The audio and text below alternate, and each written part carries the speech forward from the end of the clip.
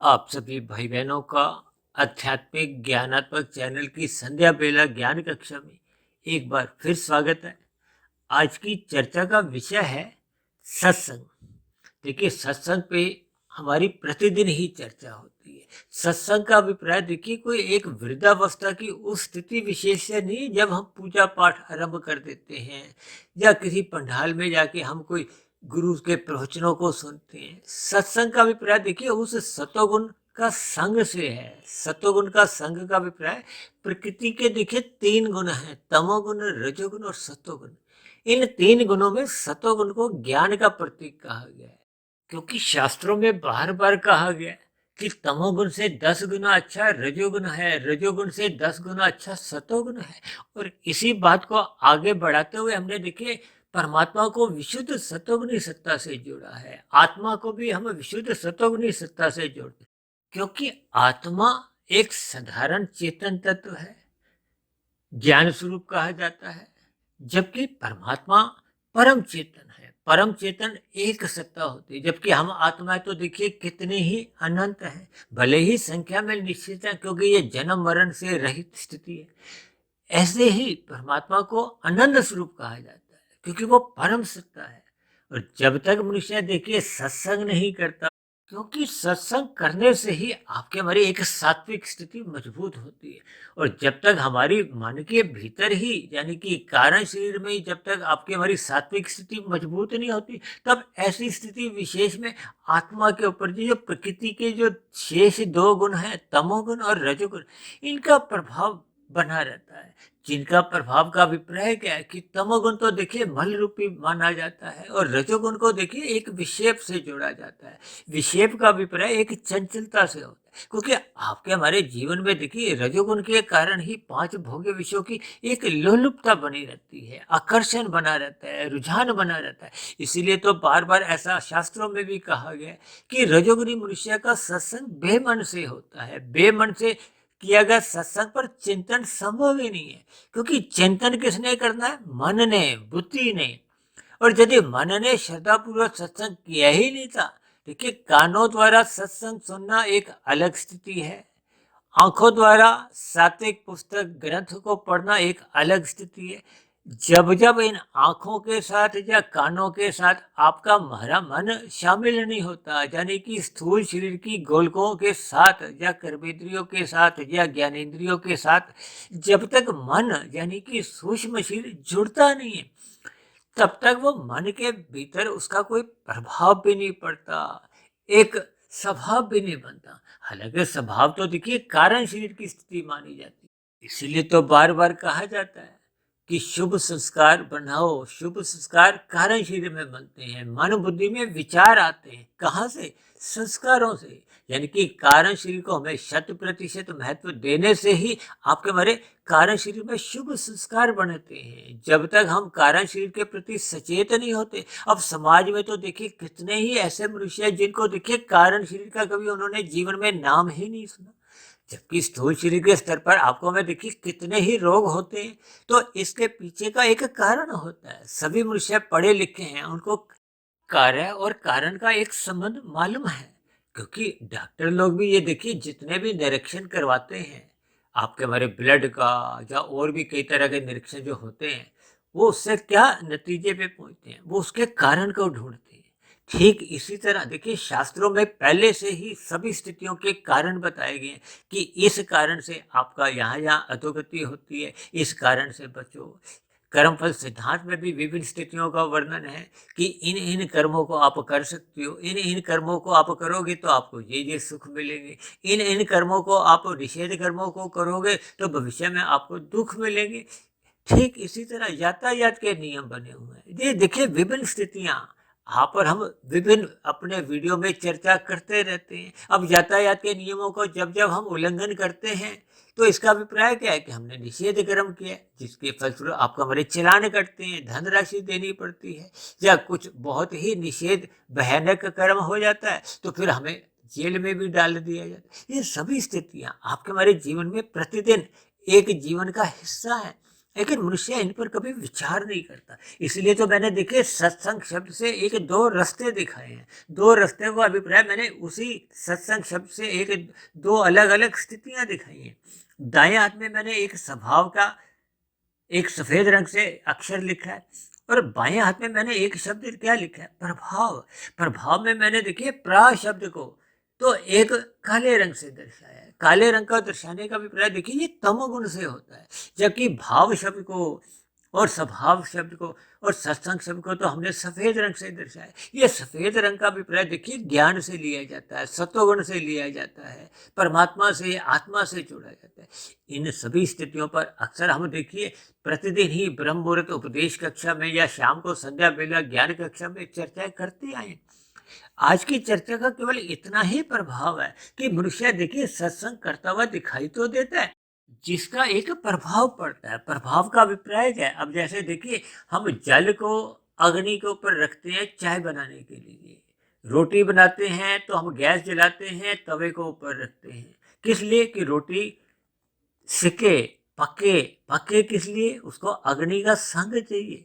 यानी कि जब जब हम किसी अन्य स्थिति विशेष का संग करते हैं तो उसका कुछ ना कुछ प्रभाव आपके हमारे ऊपर उस तत्व के ऊपर पड़ता है। जैसे हम चाय बनाते हैं तो जल का स्वभाव क्या है? जल का स्वभाव तो देखिए एक तरलता है, शीतलता है, लेकिन चाय बनाने के लिए हम उसको अग्नि का संग करवा देते हैं। अब अग्नि का संग होते ही उसमें एक स्थिति ऐसी आती है कि उसमें अग्नि तत्व जल में आ जाता है। जल में आने का अभिप्राय उसमें उबाल आने लगता है, जल उबलने लगता है। अब यदि हम उसको फिर अलग कर देते हैं, चाय नहीं बनाते, तो फिर थोड़ी देर में हम देखेंगे कि वो अपने मूल स्वभाव में शीतलता उस जल में पुनः लौट आती है। क्यों? क्योंकि अब उस जल पे उस अग्नि का प्रभाव समाप्त हो गया। इसका अभिप्राय क्या है? कि देखिए स्वभाव अपने आप में ही लौट आता है। अब जबकि आपके हमारी आत्मा का तो देखिए स्वभाव क्या है? ज्ञान स्वरूप है। अब ज्ञान स्वरूप में हम लौट नहीं आने का अभिप्राय क्या है? कि आपके हमारे आत्मा के ऊपर ये कारण शरीर में ये तीन गुणों के अलग अलग प्रभाव होते हैं। तमोगुण का अलग प्रभाव है, रजोगुण का अलग प्रभाव है, सत्वगुण का अलग प्रभाव है। तमोगुण को देखिए पदार्थों से जोड़ा जाता है, क्योंकि शास्त्रों में सभी पदार्थ तामसिक कहे गए हैं। आपके हमारे स्थूल शरीर जो कि पृथ्वी जल अग्नि वायु आकाश के बना, ये भी तामसी है। शास्त्रों में इसको जबकि रथ की संज्ञा भगवान श्री कृष्ण ने गीता में बार बार इसी बात को एक महत्व समझाते हुए कही है, क्योंकि मनुष्य योनि के शरीर को रथ कहा गया है। शेष जितने भी योनियों के जो एक शरीर है उनको रथ नहीं कहा गया, क्योंकि मनुष्य योनि कर्म योनि है, साधना योनि है। कर्म योनि का अभिप्राय क्या है? कि यदि हमें कर्मफल सिद्धांत की जानकारी ही नहीं है, क्या सही है क्या गलत है। अब ज्ञान के अभाव में, ज्ञान के अभाव कब रहता है? जब हम सत्संग नहीं करते। देखिए सत्संग कोई ऐसी स्थिति विशेष नहीं है, जब हम ज्ञान का संग करते हैं तो वो सत्संग है। सत्य का अभिप्राय नित्य सत्ता से है। प्रकृति के तीन गुण भी देखिए नित्य ही हैं। ये तमोगुण भी वैसे निंदा के रूप में नहीं लिया जाता, लेकिन जब हम इसका एक गलत अर्थों में एक मर्यादा से अधिक संग करते हैं। अब नींद लेने का देखिए तभी एक सदुपयोग हो पाता है, हम आराम ले पाते हैं, जब हम तमोगुण का संग करते हैं। जब भी हम बिस्तर पर देखिए लेट जाते हैं तो आपका हमारा स्थूल शरीर एक आराम की स्थिति में, आलस्य की स्थिति में आ जाता है, लेकिन आपको हमें नींद तो नहीं आती। नींद तब आती है जब हम सोचना विचारना बंद कर देते हैं। ये सोचना विचारना के मन की क्रियाएं हैं, जब हम इनको भी रोक देते हैं या ये रुक जाती है, उस स्थिति विशेष में आपको में नींद आती है। और नींद लेना हम सब भाई बहनों के लिए आवश्यक है। ये अलग बात है कि देखिए शास्त्रों में सभी स्थितियों को एक तीन गुणों से जोड़ा गया। अब सात्विक नींद देखिए 4 5 6 घंटे की लेकर हम एक प्रसन्न हो जाते हैं, आपका हमारा शरीर में चुस्ती रहती है। अब जो मनुष्य राजसी है वो 7 घंटे 8 घंटे सोए रहते हैं, और जो तामसी हैं वो तो देखिए खाना पीना कुछ तामसी लेने के बाद वो 9 9 घंटे 10 10 घंटे भी सोए रहते हैं। जब उठने के बाद भी वो बिस्तर पर आलस्य में पड़े रहते हैं, तो वो तामसिक स्थितियां बनती हैं। इस दृष्टिकोण से देखिए तमोगुण, रजोगुण और सतोगुण को सापेक्ष दृष्टिकोण से ये सतोगुण को अच्छा कहा गया है। उस सतोगुण का संग करना ही एक सत्संग है। इसलिए तो हम बार बार कहते हैं सत्संग करो, सत्संग करो, ताकि आपके हमारी आत्मा पर जो तमोगुण और रजोगुण के जो एक आवरण है, तमोगुण का मल रूपी आवरण है और रजोगुण का विक्षेप रूपी आवरण है। विक्षेप का आवरण का अभिप्राय होता है कि बार बार जो आपको में ये विषय भोगों की एक लोलुपता बनी रहती है, एक रुझान बना रहता है। एक विषय भोग भोगा, फिर दूसरा, फिर तीसरा, फिर पांचवा, फिर पहला, फिर तीसरा। ये सभी स्थितियां आपके हमारे मन में स्थूल शरीर के स्तर पर अक्सर दिखाई देती हैं। और इसी विषय भोगों की प्राप्ति के लिए ही मनुष्य कब छल कपट ठगी हेरा फेरी करता हुआ तामसी कर्म, निषेध कर्म, पाप कर्म कर जाता है, तो उसका कर्माशय बिगड़ जाता है। अब जैसा जैसा कर्माशय बनता है वैसे ही उससे संबंधित आपके हमारे संस्कार बनते हैं, और ये बने हुए संस्कार ही आपके हमारे मन बुद्धि में फिर फुरने जगाते हैं। ये जगे हुए फुरने या विचार या वृत्तियां फिर स्थूल शरीर के स्तर पर क्रियाएं करती हैं। इन सभी स्थितियों को हमें ज्ञान पूर्वक समझना होगा।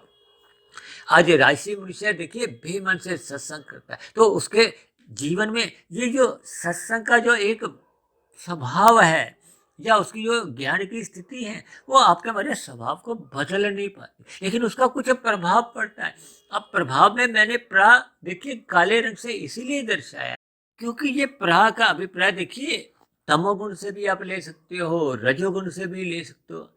साधारणतः हम देखिए काले रंग को तमोगुण से जोड़ते हैं, अंधकार से जोड़ते हैं, अज्ञानता से जोड़ते हैं, और रजोगुण को हम संसारी आकर्षणों से जोड़ते हैं। लेकिन यहाँ हमने देखी क्योंकि भाव शब्द को और स्वभाव शब्द को और सत्संग शब्द को सफेद रंग से दर्शाए, इसलिए हमें काले रंग में यानी कि प्रा का अभिप्राय आप प्रकृति के ये तमोगुण और रजोगुण को भी एक सम्मिलित रूप में समझ सकते हो। यानी कि जब तक आप और हम देखिए श्रद्धा पूर्वक सत्संग नहीं करते, बेमन से किए गए सत्संग का एक अल्पकालिक प्रभाव आपके हमारे ऊपर हिस्से में पड़ता है। यानी कि स्थूल शरीर कुछ समय के लिए वहां टिकता है, स्थूल शरीर के स्तर पर हम विषय भोगों से बचे रहते हैं, लेकिन मन में सूक्ष्म शरीर में कारण शरीर में कोई परिवर्तन नहीं आता, क्योंकि मन की स्थिति क्या है, वो भाव की स्थिति है, स्वभाव की स्थिति कारण शरीर की स्थिति है। जब आपके हमारे मन के भीतर ही एक सात्विक भाव नहीं बनते, विचार नहीं बनते, भाव का अभिप्राय विचारों से है, किसी भी स्थिति से ये दिल से जोड़ते हैं, सूक्ष्म शरीर से जोड़ते हैं,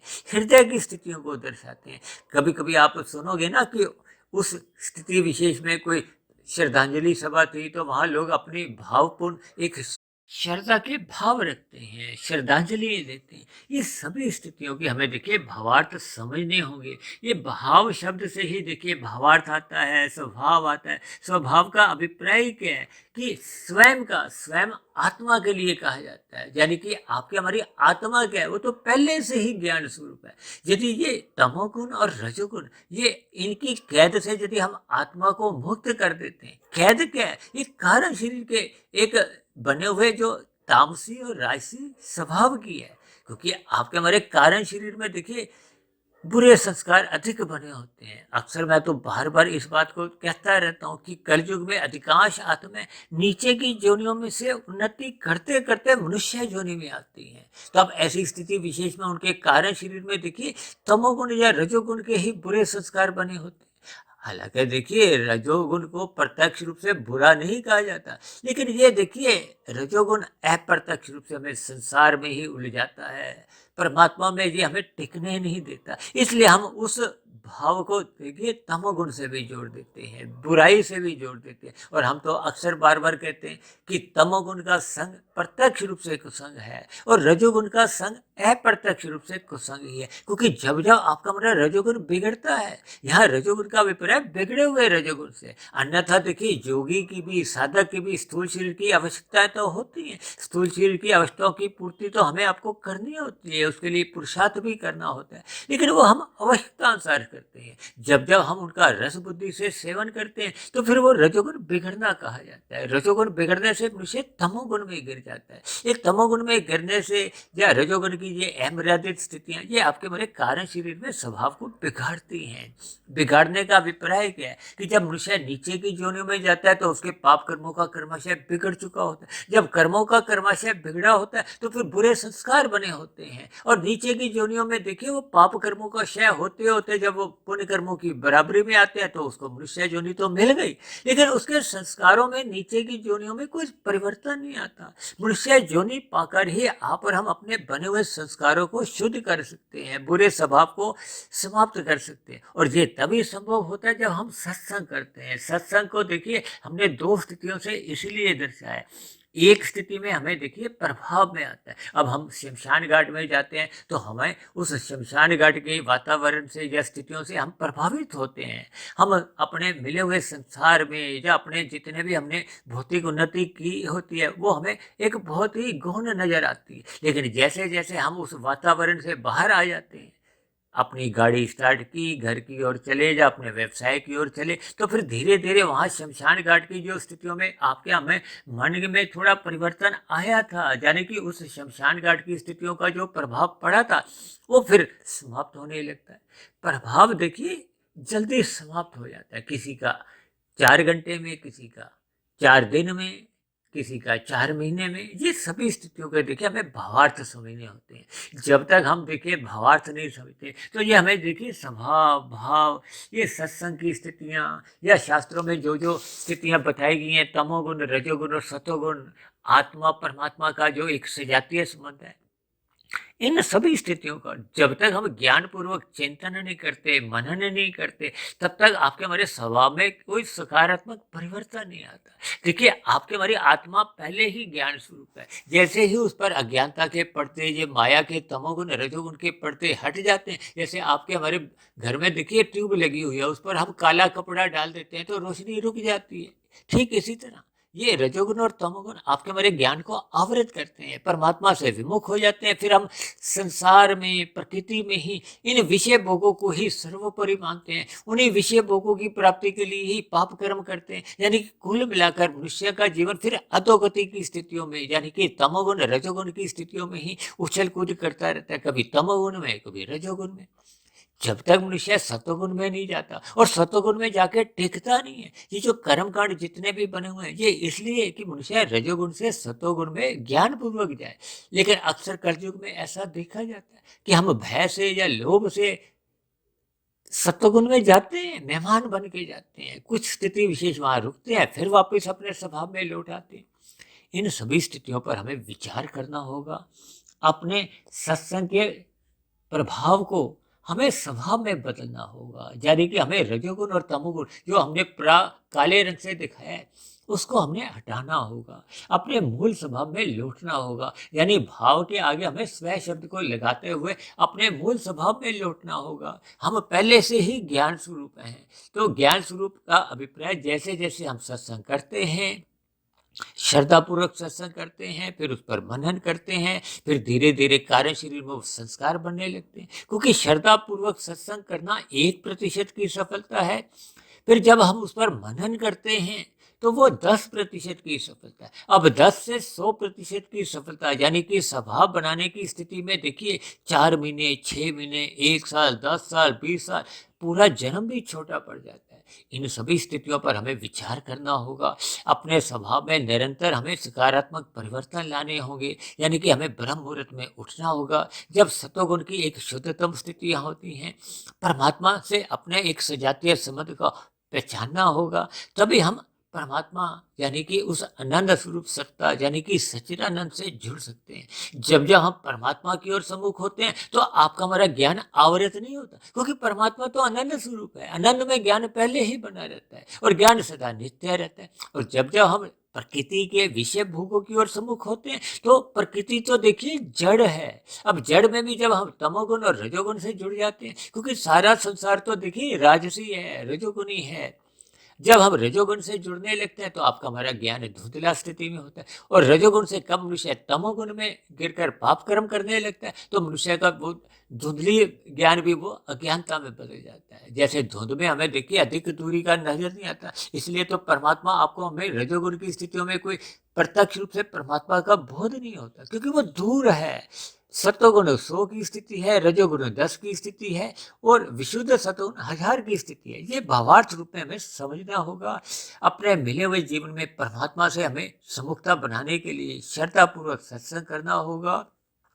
फिर उस पर मनन चिंतन करते करते अपने मूल स्वभाव में लौटना होगा, जो कि 10% से 15, 20, 40, 70, 90, 99, 100% पे आते ही हम मायातीत की स्थिति में होते हैं। आत्मा के ऊपर से सभी आवरण समाप्त हो जाते हैं। तब ऐसी स्थिति विशेष में मनुष्य स्थूल शरीर के रहते रहते मायातीत हो जाता है। मायातीत होने का अभिप्राय क्या है? फिर स्थूल शरीर के मरने पे फिर हमें जन्म मरण का जो एक बंधन है वो समाप्त हो जाता है। हम मोक्ष काल में चले जाते हैं। अनन्य स्थिति में एक लंबे काल के लिए हमें आध्यात्मिक शरीर की प्राप्ति होती है। ये सभी स्थितियां देखिए तभी आपको भी समझ में आती है जब हम ब्रह्म मुहूर्त में उठ जाते हैं, परमात्मा का ध्यान लगाते हैं। तो ऐसी सभी शुभ स्थितियां, यानी कि मोक्ष की स्थितियां कहो, आनंद की स्थितियां कहो, या अपने मूल स्वभाव में लौटने की स्थितियां कहो, यानी ऐसी सभी स्थितियां आपके हमारे जीवन में भी तभी बनना आरंभ होती हैं जब हम श्रद्धा पूर्वक सत्संग करते हैं।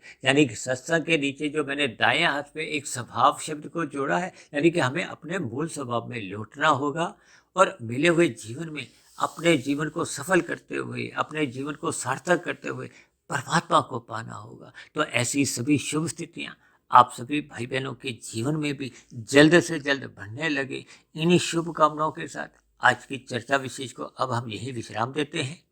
कल सुबह फिर मिलते हैं ब्रह्म मुहूर्त उपदेश कक्षा में। तब तक आप अपने आध्यात्मिक मित्र सुधीर भाटिया फकीर को इजाजत दें।